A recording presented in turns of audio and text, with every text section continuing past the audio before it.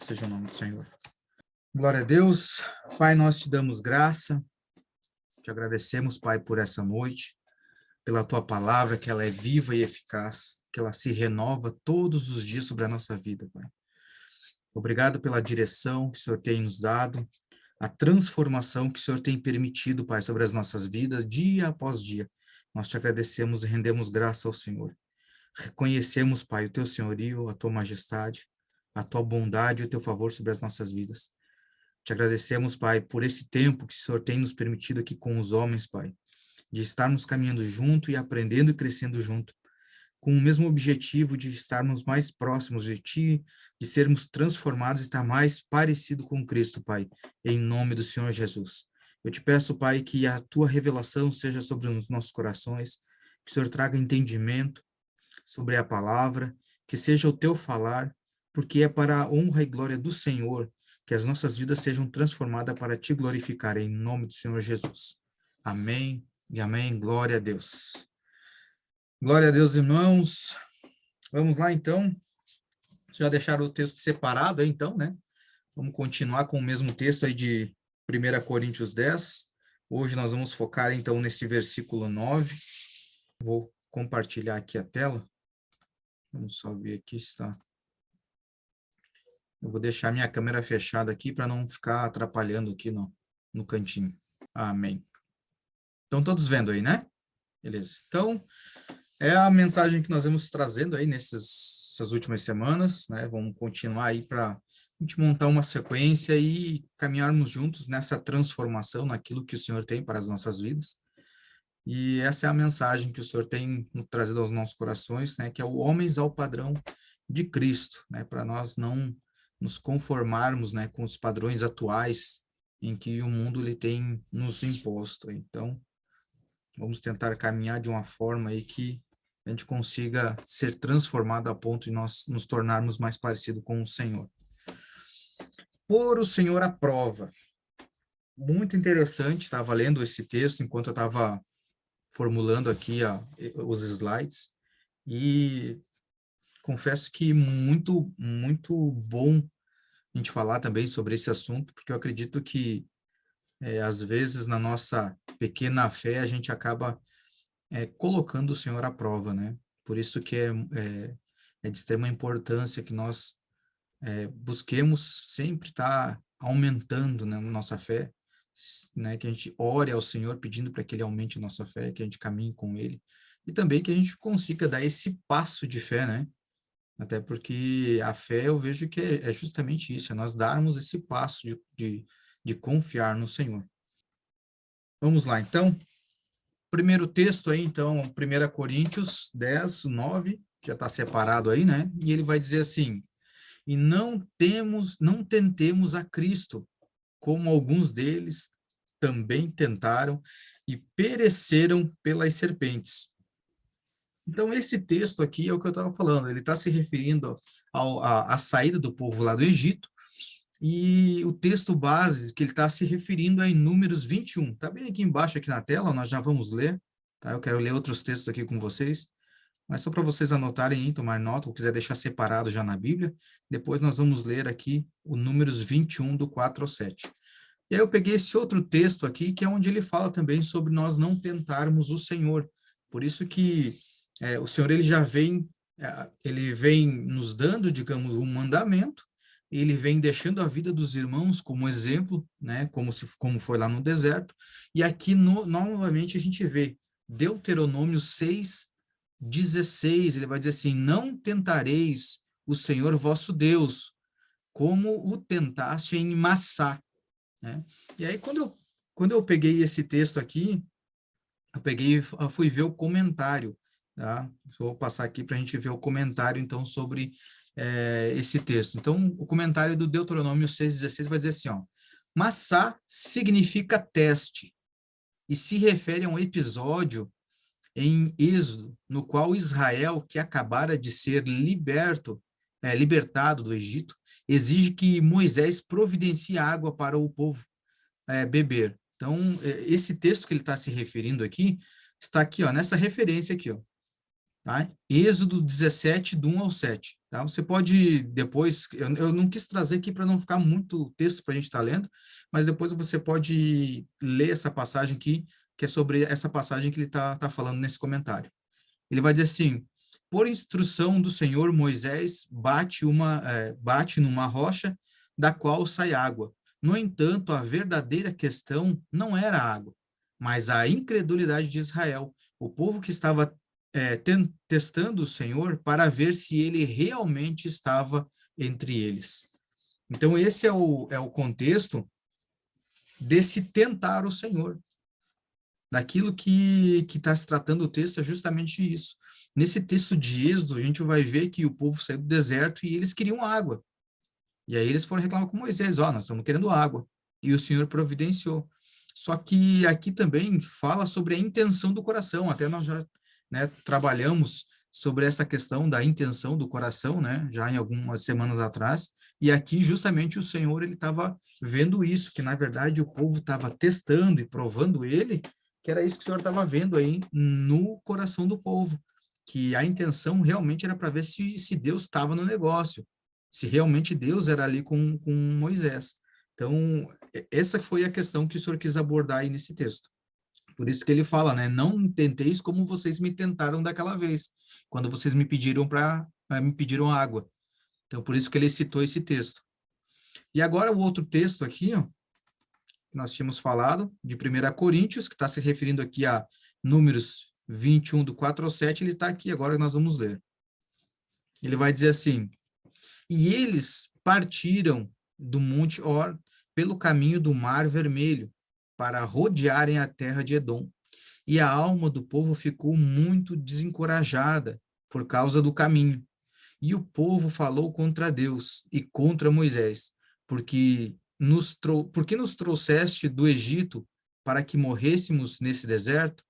Porque aqui não há nem pão nem água, e este pão leve traz repugnância à nossa alma. E o Senhor enviou serpentes ardentes entre o povo que morderam o povo. E grande parte do povo de Israel morreu. E o povo veio a Moisés e disse: pecamos porque falamos contra o Senhor e contra ti. Ora ao Senhor para que tire de nós essas serpentes. E Moisés orou pelo povo. Olha que situação, né? Então a gente consegue ver que aqui o Senhor, nesse texto aqui onde que ele fala que o Senhor então enviou as serpentes, a gente vê que era dessa situação que ele estava falando, então, de números, onde o Senhor enviou. Qual que é a questão desse texto?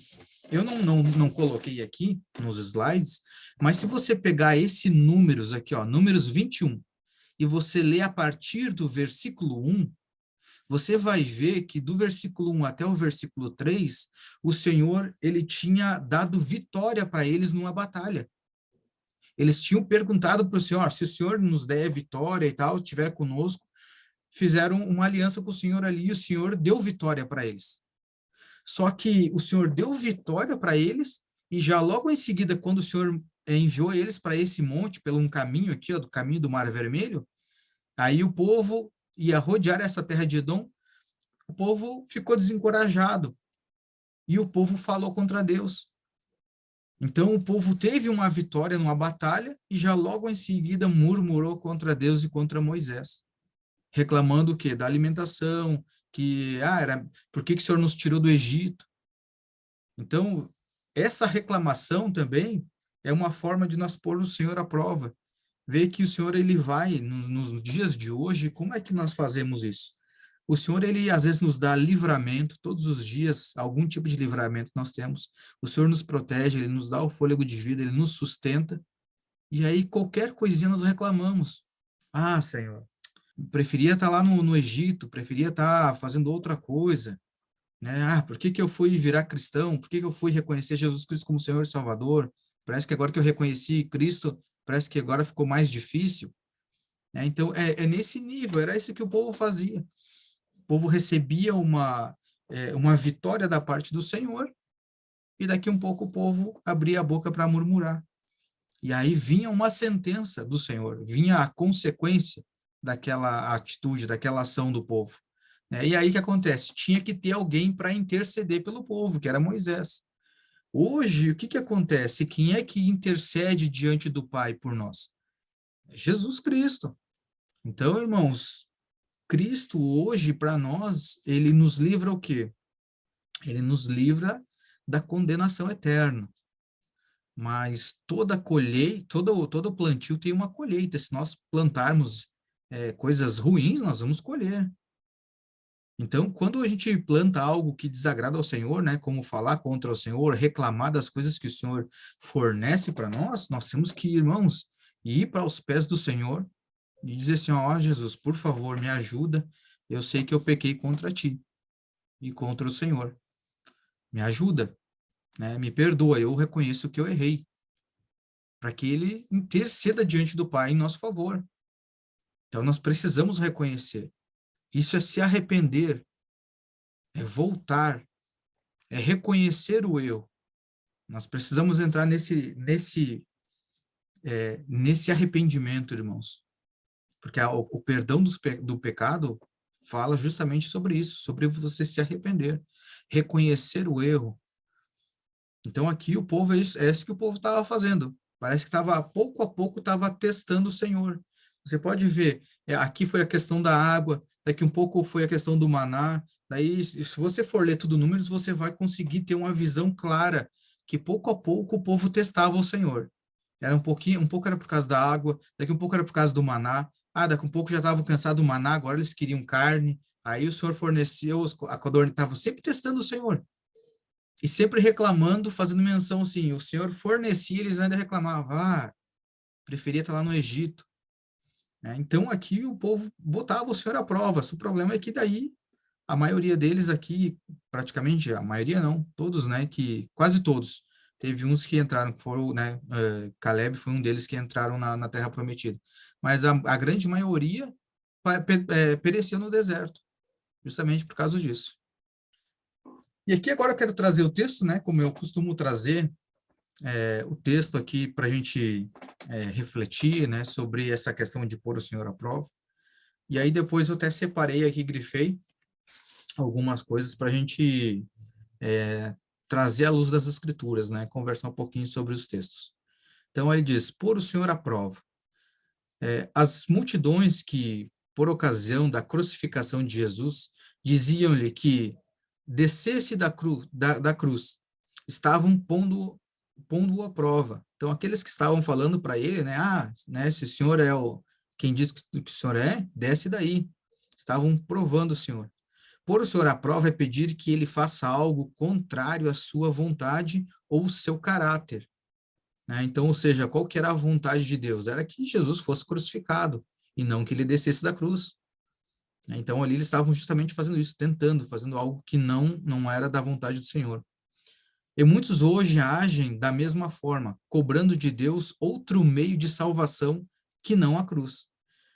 Quem não é correto nos negócios e ainda cobra de Deus que o abençoe e lhe dê prosperidade, está pondo o Senhor à prova.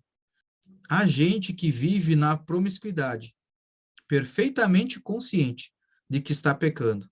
Há filhos que rejeitam a orientação espiritual dos pais.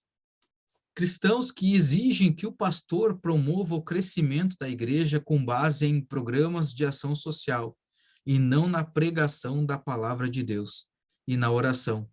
Outros desejam gozar dos benefícios da salvação e, ao mesmo tempo, viver nos prazeres do pecado. Isso aqui é forte. Tudo isso é pôr o Senhor à prova. Esse foi um dos pecados que impediram Israel de entrar em Canaã e continua impedindo que muitos homens entrem em sua Canaã. Hoje, pôr o Senhor à prova é pedir que ele faça algo contrário à sua vontade ou ao seu caráter. Isso é muito forte, irmãos, né? Não tem como nós pedirmos, ô Senhor, mata aquele irmão, mata fulano, Senhor, traz praga sobre ciclano, irmãos. O próprio Senhor diz, né, que ele não veio, né, para condenar o mundo, mas sim para salvar.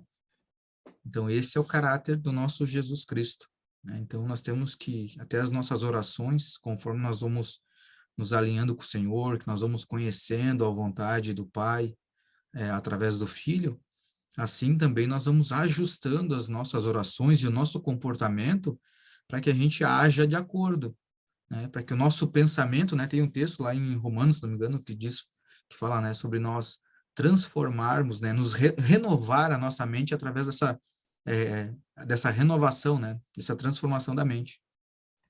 Então, o que que é essa transformação, essa renovação da nosso entendimento da mente?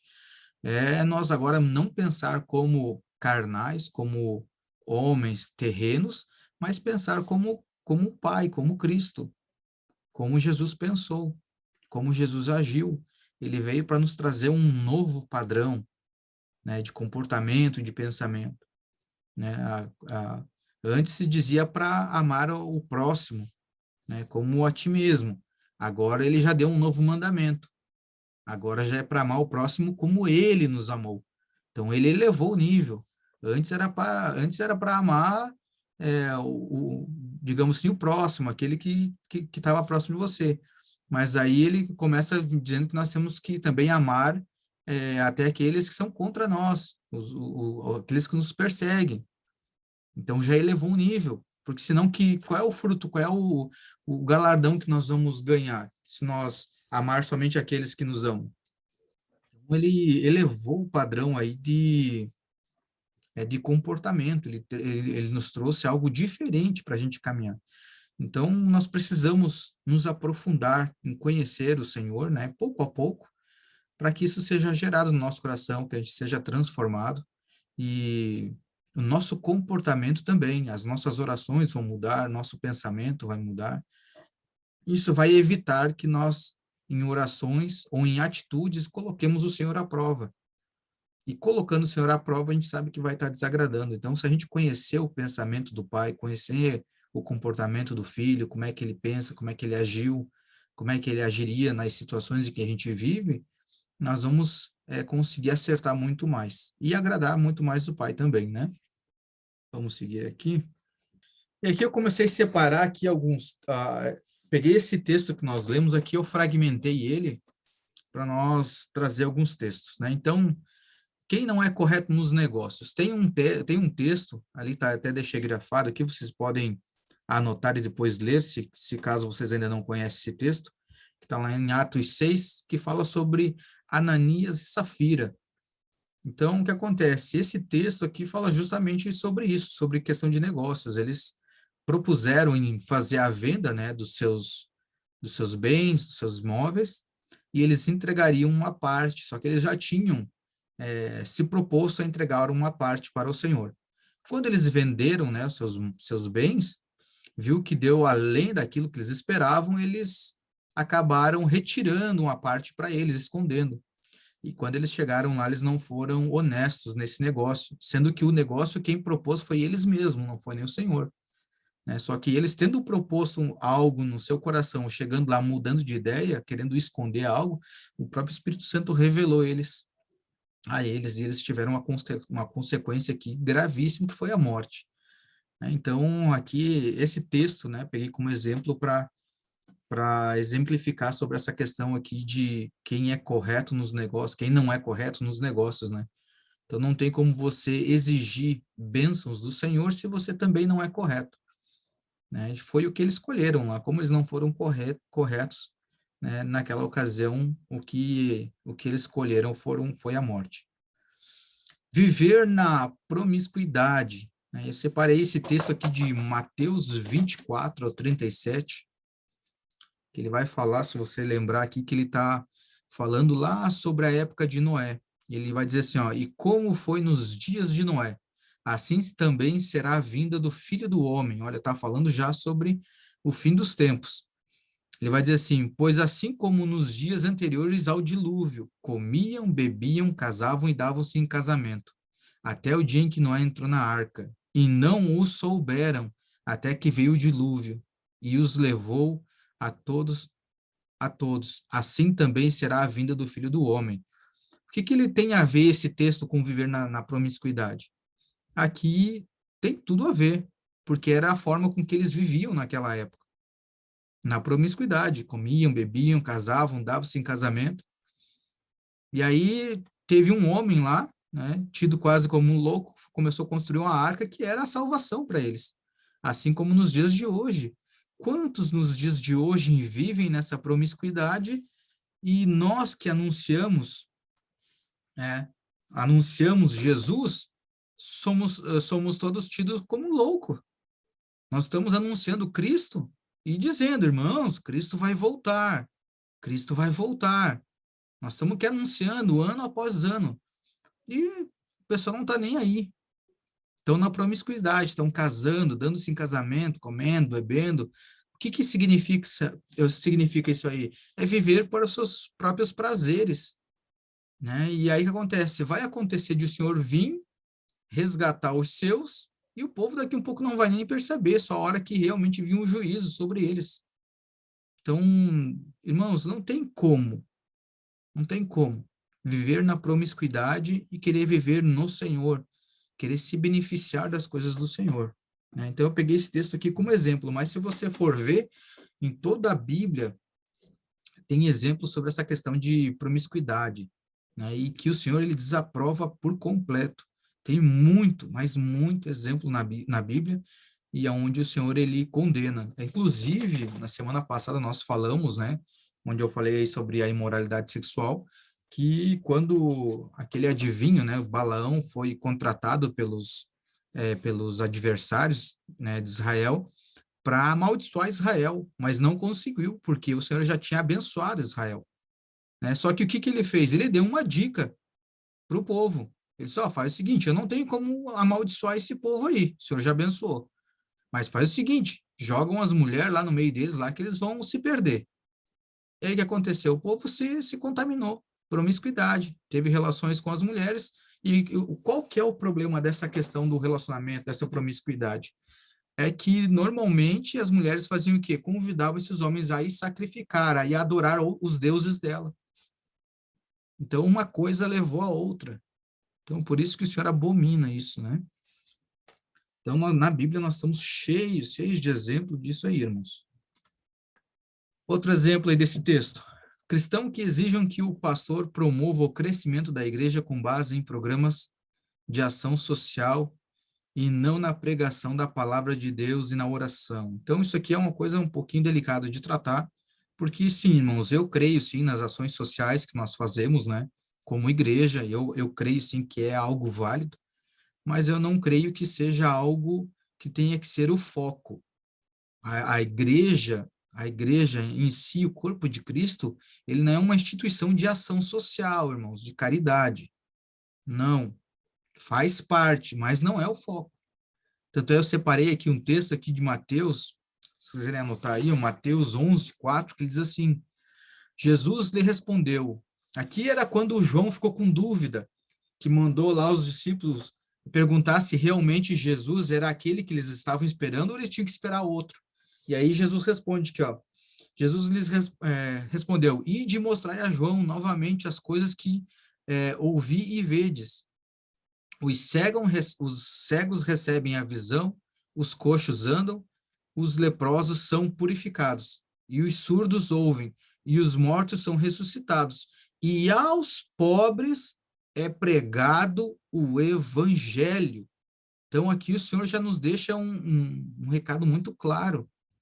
Aos pobres não é feita ação social, não é levar comida, não é levar roupa. Sim, é válido, mas esse não é o objetivo final. Você levar um alimento, levar uma roupa, você suprir essas necessidades, digamos assim, é um pano de fundo, é só um artifício que você usa para levar o principal, a cereja do bolo, que é a pregação do evangelho, que é algo eterno. Porque, irmão, se você levar roupa, levar comida, né, agasalhar, amém, isso é muito bom, é válido, mas é algo temporário. Talvez amanhã a pessoa vai estar com fome de novo. Talvez no outro dia, se a pessoa daqui um pouco já não tem mais aquela roupa, ou daqui a pouco a pessoa vai estar com frio de novo, ou vai precisar de outras roupas. Agora, uma vez que você pregou o evangelho e ela creu no evangelho, está salva eternamente. Você trouxe a salvação eterna para ela. É algo eterno, é algo muito maior do que esse tempo. Então, essa é a base, a edificação da igreja, os nossos dons é para edificar a igreja. E para quê? Para que a gente realize isso, pregação do evangelho a todos. Tudo que ele fez aqui foi manifestação apontando para a eternidade. Porque tudo que ele fez aqui, tudo coisa sobrenatural. A cura deles, mortos sendo ressuscitado, tudo algo sobrenatural, tudo coisas que apontavam para a eternidade. E aí ele finaliza, e aos pobres é pregado o evangelho. Então nós não podemos caminhar como igreja com um pensamento errado, de uma forma errada. Nós não podemos exigir da igreja que ela caminhe de acordo com algo que nós achamos que é o correto, mas que não está de acordo com o que o Senhor deixou nas Escrituras. Não sei se vocês lembram, tem um outro texto também que fala sobre a questão dos pobres, e quando aquela mulher quebra o vaso de alabastro, aquele vaso de nardo puro, quebra e derrama sobre Jesus. E aí, um diz lá, que desperdício, poderia vender e dar aos pobres. Ah, irmãos, conta outra, sabe? Que podia vender e dar aos pobres. Jura, irmão? Sabe? Não dá para cair nesse conto. O que Jesus responde? Os pobres vocês sempre vão ter com eles. Sempre vai existir pobre. Né? Então, não é a questão dessa ação social, de querer ajudar os pobres, é pregar o evangelho. O que aquela mulher estava fazendo era algo que estava apontando para a eternidade, ela estava preparando o corpo de Jesus para a sua morte. Então, ela estava fazendo algo eterno. E se fosse realmente só uma ação social, Jesus teria vindo e feito isso. Jesus teria vindo para todas as regiões pobres, teria enriquecido os pobres, teria vindo só para fazer ação social. Mas não, ele veio e morreu por nós, mas ele pregou, anunciou o reino, algo eterno. Então, esse é o nosso objetivo, e nós não podemos fugir disso.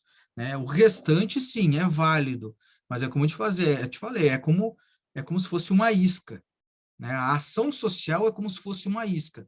Eu posso levar um prato de comida, posso dar esmola, posso alcançar, né, uma roupa, um vestimento, mas com o intuito de que, irmão, eu estou te dando aqui algo natural, algo terreno, mas o meu intuito mesmo, a minha segunda intenção, digamos assim, é te levar à eternidade. Eu quero pregar o evangelho para você, não quero ficar te dando uma roupinha aqui, um lanchinho aqui, não.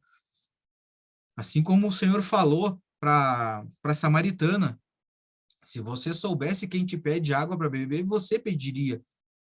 Então nós queremos dar um alimento para o irmão que depois nunca mais ele vai sentir fome. E não uma comida que daqui um pouco ele já vai sentir fome novamente. Mas o nosso intuito é levar o evangelho, onde ele nunca mais vai ter fome. Ele vai estar saciado em todas as áreas. Esse é o objetivo. E aí ele vai dizer também, outros desejam gozar dos benefícios da salvação e ao mesmo tempo viver nos prazeres do pecado. Isso aqui, irmãos, isso aqui é complicado. Isso aqui é algo bem delicado. E aí eu peguei esse texto aqui de Colossenses para fazer um comparativo, que ele vai dizer assim, ó, Colossenses 3, do 9 ao 10.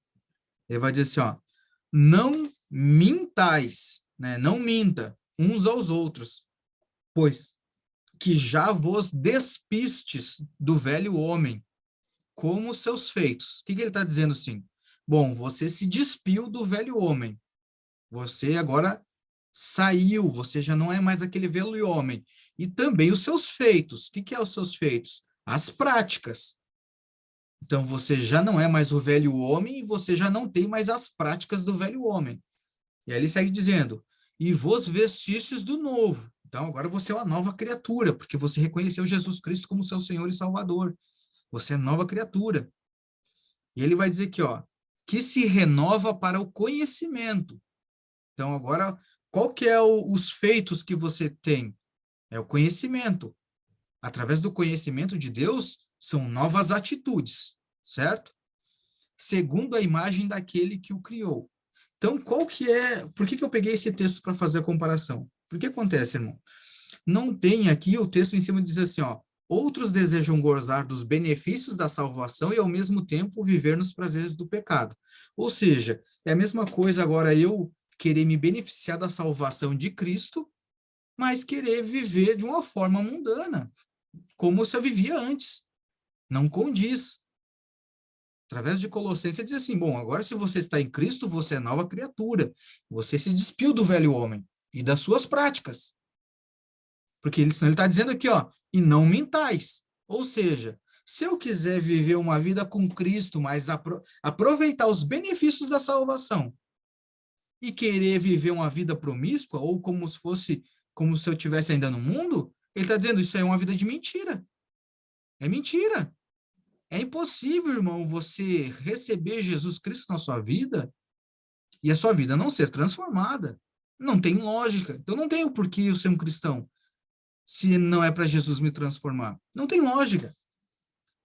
Se Jesus ele te resgatou, te livrou da morte, foi por um motivo. E a Bíblia diz que nós fomos salvos para a boa obra. Ou seja, então não é as obras que eu vinha praticando, porque se as obras que eu vinha praticando fossem boas, eu não precisava ser salvo, né? Estão compreendendo? Estão acompanhando comigo? Né? Porque se as minhas obras eram boas, eu não precisava ser salvo. Agora, se eu fui salvo para as boas obras, para as boas, não pelas, é para as boas obras, quer dizer que as obras que eu fazia não eram boas. Então tem que ter uma mudança e uma transformação. Tem que ter um outro rumo. Então, se eu sou um novo homem, tem que ter novas atitudes. Porque senão é mentira eu dizer que agora eu estou em Cristo e com as mesmas atitudes. É mentira. Mentira, irmão. Pelo menos é o que está dizendo aqui no texto. Não mintais uns aos outros, pois que já vos despistes do velho homem, como com os seus feitos. Tanto o velho homem, cheio de pecado, com os seus feitos, com as suas atitudes, com aquilo que eu praticava. E agora me revesti de um novo homem, que se renova para o conhecimento. Que conhecimento? Das coisas do Senhor. Que ele vai me trazer uma nova vida, uma nova visão sobre como é viver diante do Senhor, viver com propósito, viver com princípios do Senhor, como um homem de Deus, né? Com novas obras. Obras essas que vão me levar para um reino, para uma eternidade com o Senhor. Porque as obras que eu vinha praticando no velho homem eram obras de condenação. Por isso que não tem como eu estar num novo homem com as velhas obras, porque as minhas velhas obras eram obras de condenação. Então eu não posso, irmãos, querer aqui agora participar da eternidade com Cristo, né? Aproveitar esses benefícios, mas viver de uma forma que eu vivia antes. Por exemplo, né? Já que nós estamos na época de política, aí vamos falar um pouquinho da política. Como nós vamos nos sentir quando nós votamos e damos a confiança numa pessoa que vai lá fazer o quê? Agir em favor da nossa nação. Que ela vai agir em favor do nosso país, certo? O que acontece? Nós votamos nessa pessoa. E essa pessoa, quando ela ocupa o cargo, ela tem N benefícios. N benefícios. Salários altíssimos, vale isso, vale aquilo, auxílio isso, um mundaréu de auxílio. E tudo bem, é válido pelo cargo que essa pessoa está ocupando. Mas aí me diz uma coisa, você fica feliz quando você dá um voto de confiança para uma pessoa ocupar esse cargo para agir em favor da nação, com todos esses benefícios, e essa pessoa vai lá e faz tudo ao contrário? Age contra a nação, fazendo um monte de coisa errada? A gente fica indignado, porque você deu um voto de confiança para a pessoa está ganhando salários altíssimos, com um monte de benefício e fazendo coisa errada. Aí agora imagina, irmão, se nós não nos agradamos disso, por que Deus que tem que se agradar? Aí Deus te deu agora um cargo de confiança, ele te resgatou, vai te dar um galardão, já te deu Cristo, vai te dar um... Você tem você agora é co-herdeiro com Cristo. Você é rico com Cristo. E aí, por que Deus tem que aceitar agora você vir com todas essas riquezas, aproveitando esses benefícios e fazendo coisa errada, com as velhas práticas? Então, não condiz, se nem nós ficamos felizes quando, digamos, um político que é eleito por nós lá faz isso, quanto mais Deus, por que Deus vai ter que aceitar esse tipo de condição? Então, não condiz. Né? O Senhor ele está nos dando um cargo de confiança, ele vai sim nos dar um alto salário, nós teremos muitos benefícios da parte de Cristo, e nós não podemos agora querer viver de qualquer forma, porque esses benefícios ela vem com um compromisso que nós assumimos com o Senhor, né? Um compromisso que nós assumimos todo mês na ceia, essa aliança, porque ele nos comprou, ele nos resgatou. A gente não costuma dizer, né, que na verdade lá os políticos eles que trabalham para nós. Eles que na verdade nos servem. E na verdade é a mesma coisa quando Deus olha para nós. O Cristo nos comprou, então agora eu vou dar uns benefícios para vocês, mas é vocês que me servem. E como que vocês vão me servir? Eu salvei vocês para as boas obras. Então vocês vão querer agora usufruir desses benefícios e continuar com as más obras? Então, isso não condiz. E seguindo, então, aqui, ali para finalizar, ele vai dizer assim, tudo isso é pôr o Senhor à prova. Esse foi um dos pecados que impediram Israel de entrar em Canaã e continua impedindo muitos homens de entrarem na sua Canaã, porque o Senhor, pôr o Senhor à prova, é pedir que ele faça algo contrário à sua vontade ou seu caráter. Né? Então, por isso que nós estamos aqui, irmãos, toda segunda-feira estudando, nos aprofundando e conhecer mais o Senhor, para a gente errar menos, para a gente nos alinhar mais com Deus, ver qual que realmente é a vontade dele para as nossas vidas, para que a gente, às vezes, não erre na ignorância ou comece a pedir coisas para o Senhor que não é da vontade dele, ou até que a gente haja, né, tenha um comportamento que não é um comportamento de acordo com o que o Senhor deseja. Então, esse é ser renovado a nossa mente. Isso que nós precisamos transformar, nos aproximar cada vez mais do Senhor. Né? Como nós estávamos falando ali dos políticos, né? Como que um político ele vai saber qual é que é a vontade para a sua nação, qual é a vontade do povo? Ele tem que estar no meio do povo, ele tem que conversar com gente para saber qual é o anseio da nação, qual que é o melhor para a nação. Se ele não está no meio do povo, não saber o que o povo deseja, ele não vai saber, ele vai governar de acordo com a sua vontade. E assim somos nós. Se nós não nos aproximarmos de Deus para saber o que ele quer, nós vamos caminhar da forma com que a gente quer. Nós vamos orar da forma com que a gente quer, nós vamos profetizar da forma que a gente acha que está certo, nós vamos pregar do jeito que a gente acha que está certo, né? Nós vamos, sei lá, fazer tudo da nossa forma, achando que está certo. Só que nós precisamos passar tempo com o Senhor para ver qual que é o desejo dele, né? Porque ele que agora nos confiou esse cargo, é ele que nos deu esse benefício, e nós precisamos saber, ele que nos deu esse voto de confiança. Então, nós precisamos agora saber qual que é o seu desejo, Pai. O que o Senhor deseja que eu faça? Como é que o Senhor deseja que eu caminhe? Como é que o Senhor deseja que eu ore? Como que eu faço, Pai? E o Senhor, ele vai nos instruir, né, através do Espírito Santo de Deus. Quando Jesus subiu aos céus para estar com o Pai, ele disse assim, eu vou, mas não vos deixarei só. Eu enviarei o Consolador, o Espírito Santo de Deus. Né? E ele está sobre nós, ele está conosco, irmãos, para nos instruir dia após dia. Então, nós, diante disso, irmãos, é necessário um arrependimento genuíno. Né? Por que eu coloquei essa frase aqui para nós encerrarmos? Porque não tem, irmãos, como nós caminharmos com o Senhor, nós aproveitarmos de tudo que o Senhor tenha para nos oferecer, de nós tomarmos posse de toda a herança, se a gente realmente não se converter, não ter um arrependimento genuíno das nossas más obras. Né? Eu tenho que realmente olhar para o Egito e dizer assim, cara, nunca mais eu quero voltar para lá. Jamais eu quero comer as comidas de lá. Eu realmente me arrependi. O que é arrepender? Mudar a rota, mudar o curso. É não fazer mais o que eu fazia. O que eu praticava antes, jamais quero voltar a praticar. Eu quero atos novos.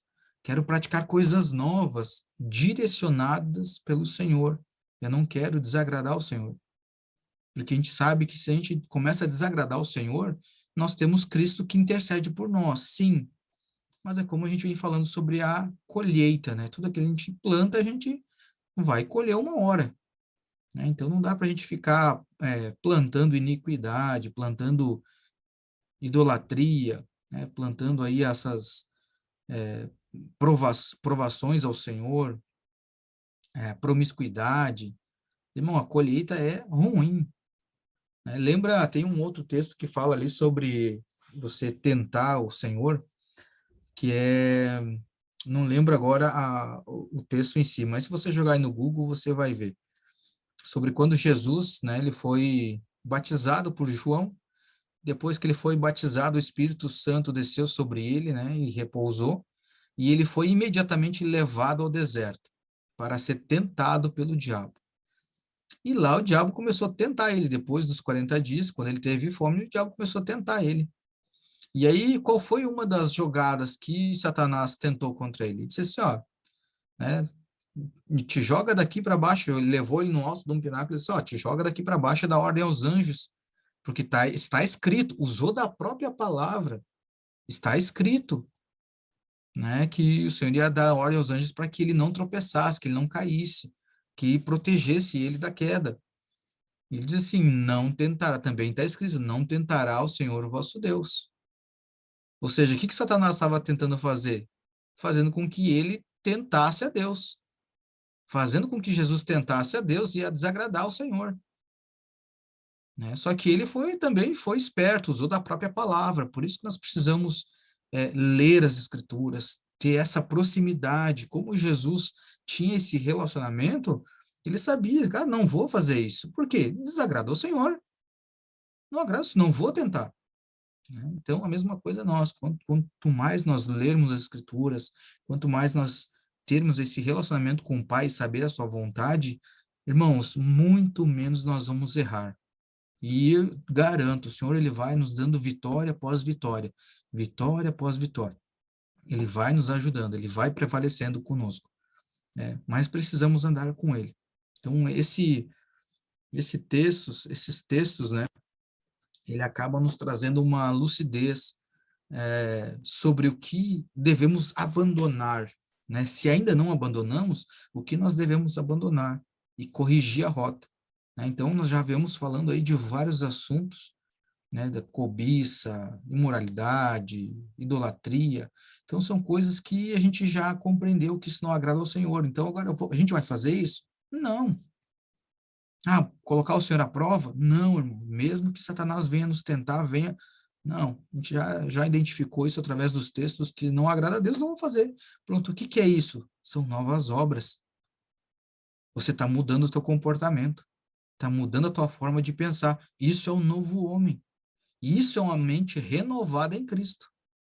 Você já não se comporta mais como você se comportava antes de ter Cristo. Agora você é uma nova criatura. Você está renovando a sua mente. Por isso que o Senhor vai começar dando vitória, vai vir em batalha e o Senhor vai te dar vitória. E aí, irmãos, vai ter muitas pessoas que daqui a um pouco vai olhar e dizer, meu, como é que aquele irmão consegue prosperar? Vem luta e ele prospera. E o prosperar que eu digo aqui, irmãos, não está se referindo a dinheiro. Prosperar é no caminho do Senhor, é prevalecer, é continuar com Ele, vir as provações e você vencer. Amém, meus irmãos?